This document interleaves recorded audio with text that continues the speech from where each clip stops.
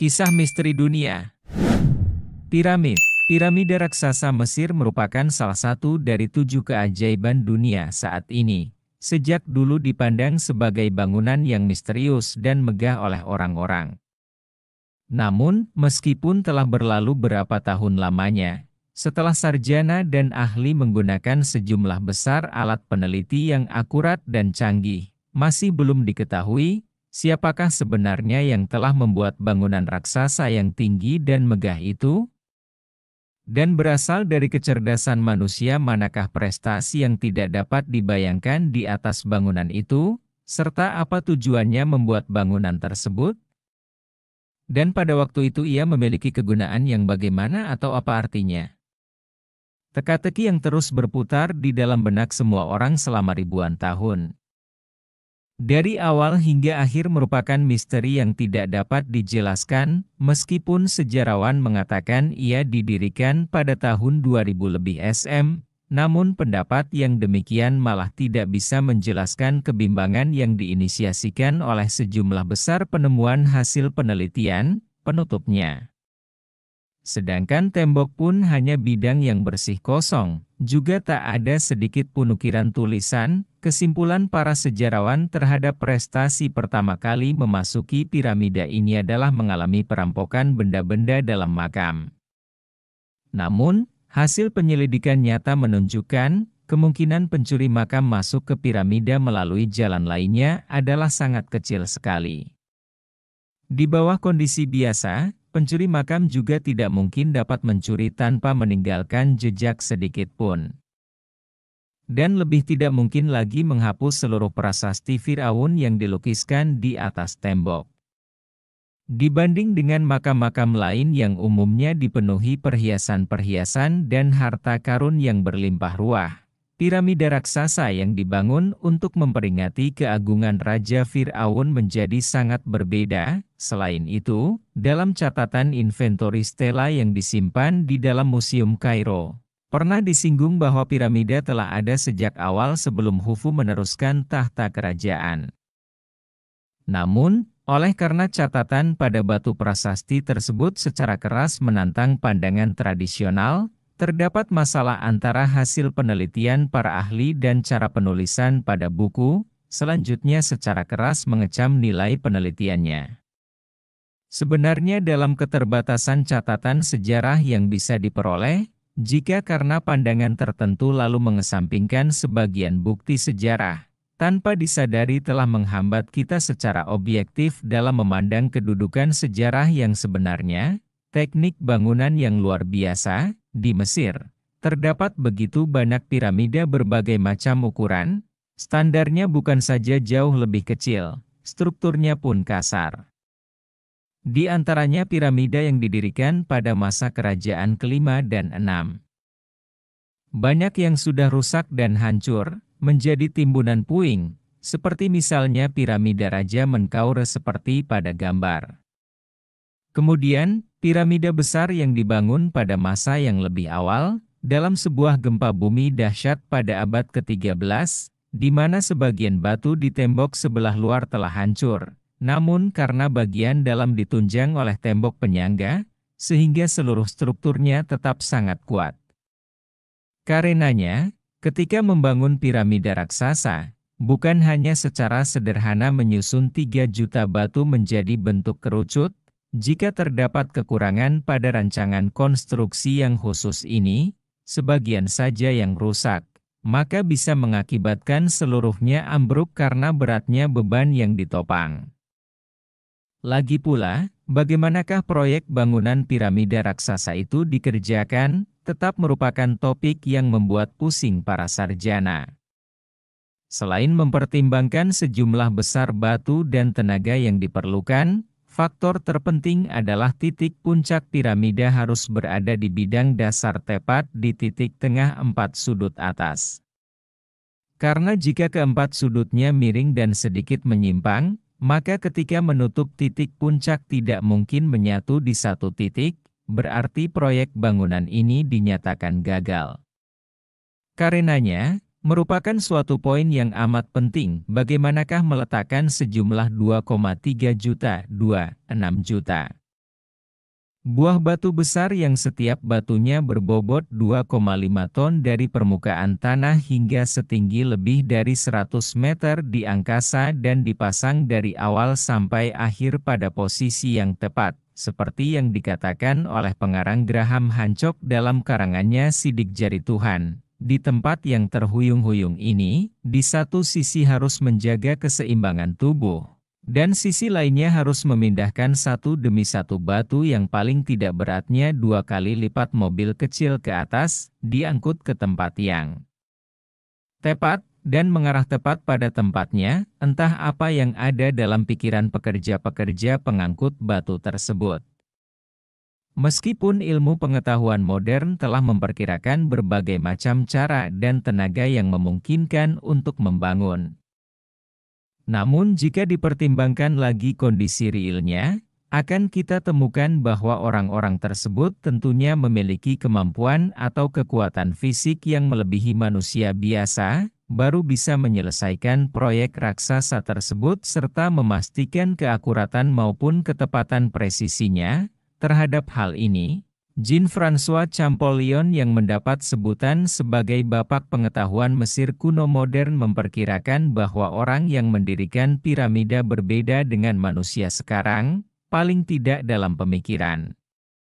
Mereka mempunyai tinggi tubuh 100 kaki yang tingginya sama seperti manusia raksasa. Ia berpendapat, dilihat dari sisi pembuatan piramida, itu adalah hasil karya manusia raksasa. Senada dengan itu, Master Li Hongzhi dalam ceramahnya pada keliling Amerika Utara tahun 2002 juga pernah menyinggung kemungkinan itu. Manusia tidak dapat memahami bagaimana piramida dibuat. Batu yang begitu besar, bagaimana manusia mengangkutnya? Beberapa orang manusia raksasa yang tingginya 5 meter mengangkut sesuatu, itu dengan manusia sekarang memindahkan sebuah batu besar, adalah sama. Untuk membangun piramida itu, manusia setinggi 5 meter sama seperti kita sekarang membangun sebuah gedung besar. Pemikiran demikian mau tidak mau membuat kita membayangkan bahwa piramida raksasa dan sejumlah besar bangunan batu raksasa kuno yang ditemukan di berbagai penjuru dunia telah mendatangkan keraguan yang sama kepada semua orang, tinggi besar dan megah, terbentuk dengan menggunakan susunan batu yang sangat besar, bahkan penyusunannya sangat sempurna.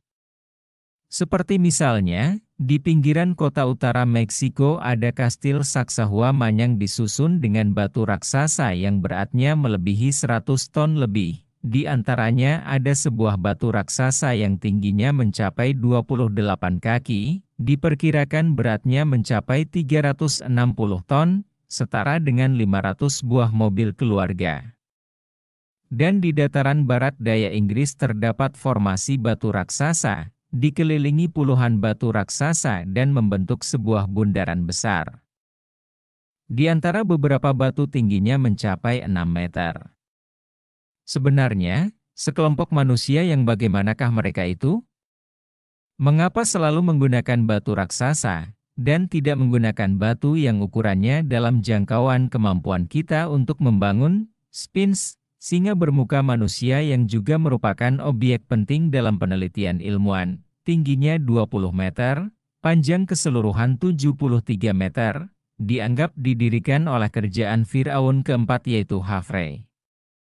Namun, melalui bekas yang dimakan karat, erosi, pada permukaan badan Sphinx, ilmuwan memperkirakan bahwa masa pembuatannya mungkin lebih awal, paling tidak 10.000 tahun silam sebelum Masehi. Seorang sarjana John Washet juga berpendapat bahwa piramida raksasa dan tetangga dekatnya yaitu Sphinx dengan bangunan masa kerajaan keempat lainnya sama sekali berbeda.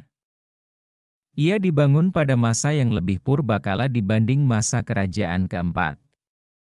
Dalam bukunya Ular Angkasa, John Washet mengemukakan, perkembangan budaya Mesir mungkin bukan berasal dari daerah aliran Sungai Nil, melainkan berasal dari budaya yang lebih awal dan hebat yang lebih kuno ribuan tahun dibanding Mesir kuno, warisan budaya yang diwariskan yang tidak diketahui oleh kita.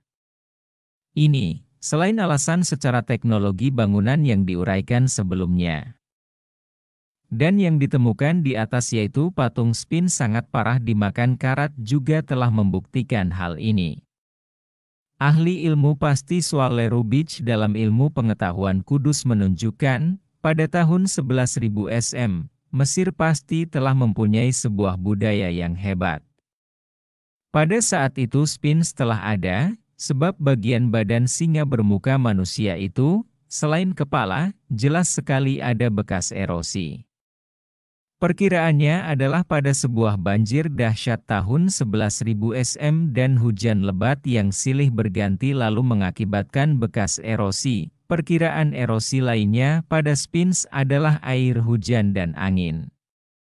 Washed mengesampingkan dari kemungkinan air hujan, sebab selama 9.000 tahun di masa lalu dataran tinggi jazirah, air hujan selalu tidak mencukupi. Dan harus melacak kembali hingga tahun 10.000 SM baru ada cuaca buruk yang demikian.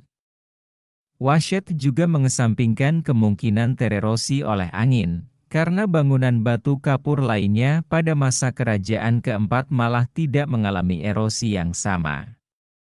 Tulisan berbentuk gajah dan prasasti yang ditinggalkan masa kerajaan kuno tidak ada sepotong batu pun yang mengalami erosi yang parah seperti yang terjadi pada Sphinx. Profesor Universitas Boston, dan ahli dari segi batuan erosi Robert S., juga setuju dengan pandangan Washed sekaligus menunjukkan bahwa erosi yang dialami Sphinx, ada beberapa bagian yang kedalamannya mencapai 2 meter lebih, sehingga berliku-liku jika dipandang dari sudut luar. Bagaikan gelombang, jelas sekali merupakan bekas setelah mengalami tiupan dan terpaan angin yang hebat selama ribuan tahun. Washed dan Robert S. juga menunjukkan, teknologi bangsa Mesir kuno tidak mungkin dapat mengukir skala yang sedemikian besar di atas sebuah batu raksasa, produk seni yang tekniknya rumit, jika diamati secara keseluruhan. Kita bisa menyimpulkan secara logis, bahwa pada masa purbakala, di atas tanah Mesir, pernah ada sebuah budaya yang sangat maju, namun karena adanya pergeseran lempengan bumi, daratan batu tenggelam di lautan. Dan budaya yang sangat purba pada waktu itu akhirnya disingkirkan, meninggalkan piramida dan Sphinx dengan menggunakan teknologi bangunan yang sempurna, dalam jangka waktu yang panjang di dasar lautan. Piramida raksasa dan Sphinx mengalami rendaman air dan pengikisan dalam waktu yang panjang, adalah penyebab langsung yang mengakibatkan erosi yang parah terhadap Sphinx. Karena bahan bangunan piramida raksasa jazirah adalah hasil teknologi manusia yang tidak diketahui orang sekarang, kemampuan erosi tahan airnya jauh melampaui batu alam, sedangkan Sphinx terukir dengan keseluruhan batu alam. Mungkin ini penyebab yang nyata piramida raksasa dikikis oleh air laut yang tidak tampak dari permukaan. Keterangan gambar, Sphinx yang bertetangga dekat dengan piramida raksasa kelihatannya sangat kuno.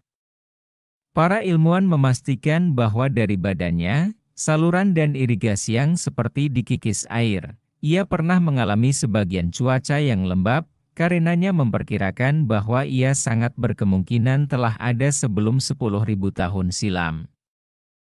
Kisah misteri dunia. Piramida 2, mereka telah menemukan surga. Selama 4.000 tahun, orang heran dan berusaha memecahkan misteri untuk apa piramida dibangun.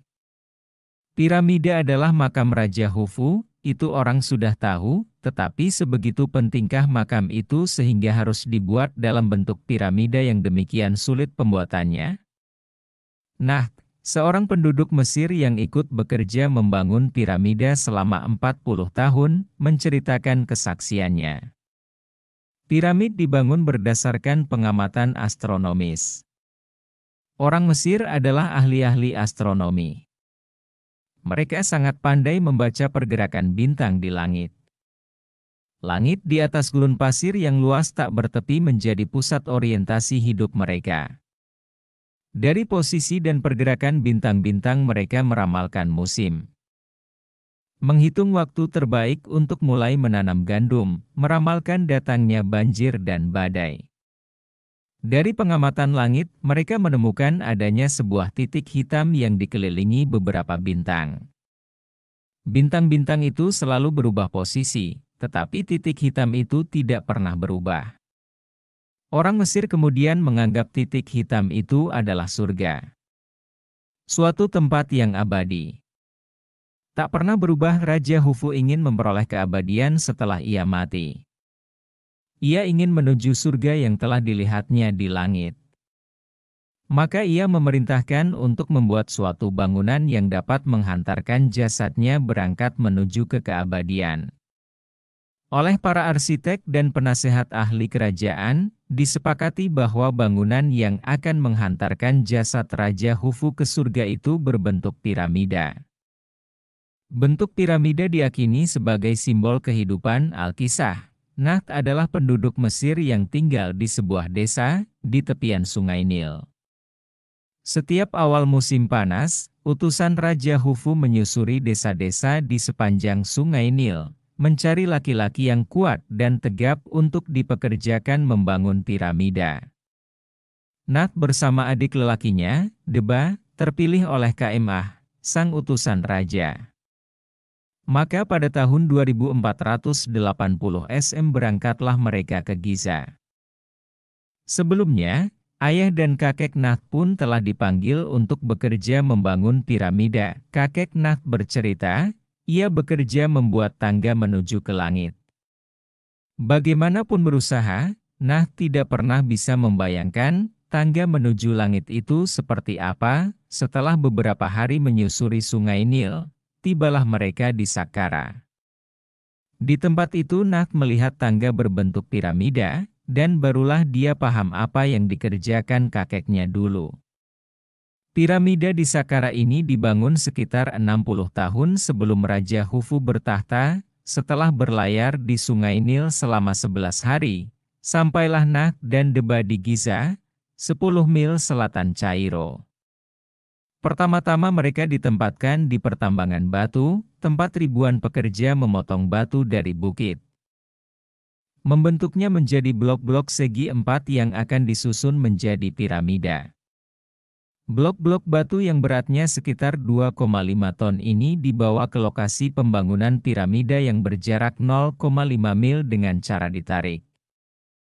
Naht dan Deba diberi tugas membawa air untuk membasahi permukaan jalan tanah yang akan dilewati blok batu, karena tanah di Giza berupa lempung. Jika dibasahi akan menjadi licin dan memudahkan blok batu ditarik. Pekerja memotong batu di pertambangan di Giza. Piramida Khufu mulai dibangun pada 2480 SM. Dibutuhkan 6 juta ton batu untuk membangun piramida ini. Terdiri atas 2,5 juta buah blok batu yang masing-masing beratnya sekitar 2,5 ton. Pada setiap periode, 25.000 orang bekerja secara bersamaan. Semua dikoordinasi dengan sangat rapi. Setiap orang punya tempat bekerjanya masing-masing, tahu tujuan pekerjaannya. Setiap blok batu ditulisi nomor identitas, sehingga jelas di posisi mana batu tersebut akan ditempatkan dalam piramida. Pekerja dibagi dalam beberapa kelompok, ada kelompok pemotong batu, penulis identitas batu, dan penarik batu. Mereka bekerja selama 9 hari berturut-turut, dan istirahat pada hari ke-10, tidak lama bekerja sebagai pembawa air. Naht dan Deba dipindahkan bekerja di lokasi pembangunan piramida. Pekerja di lokasi piramida memiliki gengsi lebih tinggi daripada pekerja di pertambangan batu, karena hanya pekerja terpilih yang boleh masuk ke lokasi pembangunan piramida. Yunu, pimpinan pekerja di piramida menilai Naht dan Deba memiliki kecerdasan tinggi, sehingga dengan cepat diberi tugas-tugas yang lebih penting. Pada pembangunan piramida, tukang batu adalah tenaga kerja terpenting. Mereka menghaluskan blok-blok batu yang baru dikirim dari pertambangan, memastikan ukurannya benar-benar tepat. Di lokasi pembangunan piramida, Nah dan Deba ditugaskan menempatkan blok-blok batu pada lokasi yang sudah ditentukan. Batu-batu itu ditarik ke atas melalui jalan landai yang dibangun khusus di samping piramida. Pekerjaan menarik batu ini sangatlah berat. Sebuah blok batu seberat 2,5 ton ditarik oleh 20-30 orang. Untuk menempatkannya pada posisi di piramida, digunakan katrol yang ditempatkan pada sebuah segitiga kayu besar. Pada suatu ketika, karena ada pekerja yang kurang hati-hati, segitiga kayu ini roboh. Deba yang berada di bawahnya tertimpa balok kayu yang besar dan berat, ia meninggal. 5 tahun setelah bekerja di piramida, kematian Deba membuat Nah sangat berduka. 5 tahun bekerja di piramida yang pada hakikatnya adalah sebuah makam, ia tak pernah berpikir tentang kematian. Kematian Deba mengingatkan Nah bahwa semua kerja keras luar biasa itu dilakukan demi satu orang, yaitu raja. Seluruh rakyat berhutang budi pada raja, maka memberikan pengorbanan bagi raja adalah suatu kehormatan. Namun, apa sesungguhnya yang mendorong mereka secara sukarela membangun piramida? Raja Khufu meninjau pembangunan piramida yang akan menjadi makamnya. Tulisan-tulisan yang terdapat di dalam piramida bercerita tentang perjalanan panjang raja, yang digambarkan sebagai elang, dengan bantuan angin topan, hujan, dan untur. Teks di dalam piramida selalu menggambarkan akhir perjalanan raja, yaitu menjadi di antara yang takkan musnah. Raja akan mencapai keabadian. Begitu juga setiap orang yang bekerja untuk mewujudkan jalan raja menuju ke keabadiannya. 10 tahun sesudah awal pembangunan piramida besar, datang batu granit dari penambangan Aswan yang berjarak 500 mil dari Giza. Jumlah batu granit ini 9 buah, masing-masing beratnya 50 ton. Batu-batu granit ini akan dipakai sebagai penutup puncak piramida. Karena beratnya, dibutuhkan 200 orang untuk menarik satu blok batu ke atas. Pada sepertiga bagian atas puncak piramida, batu tidak bisa lagi ditarik melalui jalan landai di samping piramida, sehingga dibuat jalan berbentuk spiral yang menempel di sekeliling puncak piramida. Nah yang sudah menjadi pekerja senior, dipercaya oleh Hermiunu, arsitek pembangunan piramida yang juga adalah sepupu raja, untuk memimpin penempatan batu-batu terpenting ini. Nah meminta semua batu ditandai tengah-tengahnya dengan sebuah garis dari oker warna merah. Kemudian dengan memakai unting-unting, ia mengamati hingga posisi garis oker merah itu tepat berimpit dengan sebuah tonggak yang dipakai untuk menandai titik pusat piramida. Dengan demikian, semua blok batu berada pada posisi yang sangat tepat, tidak boleh salah seinci pun. Kesalahan meletakkan posisi batu menyebabkan titik berat piramida bergeser, dan piramida akan runtuh. Pemasangan batu penutup puncak piramida tinggi piramida Khufu semula 146 meter, namun karena erosi selama ribuan tahun, kini tingginya tinggal 136 meter. Hingga tahun 1889 ketika Menara Eiffel, 324 meter, dibangun di Paris. Piramida adalah bangunan tertinggi di dunia. Di dalam piramida terdapat 3 buah ruangan. Ruangan pertama ada di bawah tanah, ruangan kedua berada di atasnya, dan ruangan ketiga terletak paling atas. Di ruangan paling atas inilah jasad Raja Khufu akan ditempatkan, tepat di bawah batu-batu granit penutup puncak piramida yang diletakkan oleh Nah dan kawan-kawannya. Pada tahun 2463 SM Raja Khufu keluar dari istana untuk melihat makam yang akan membuatnya abadi. Dengan ditandu oleh para pengawal raja, ia menyusuri jalan yang sama yang disusurinya 17 tahun lalu, pada saat awal pembangunan piramida. Dini hari pada musim semi tahun 2457 SM Raja Khufu wafat. Dalam sebuah peti mati yang terbuat dari kayu cedar, Jasadnya dibawa melalui sungai Nil ke kuil yang berada di dekat piramid. Di dalam peti itu tersimpan juga emas dan kekayaan istana yang berkaitan dengan Tutankhamun. Dari kuil di tepi sungai Nil, peti terlebih dahulu dibawa ke ruang bawah tanah di dalam piramid. Sesudah itu baru dibawa ke ruangan yang ada di atasnya, dan selanjutnya ditempatkan di ruangan paling atas yang menjadi makam Raja Khufu. Dinding sebelah utara ruangan teratas ini, terdapat sebuah lubang yang menembus piramid, di mana dari lubang ini dapat dilihat titik hitam di langit yang dikelilingi bintang-bintang.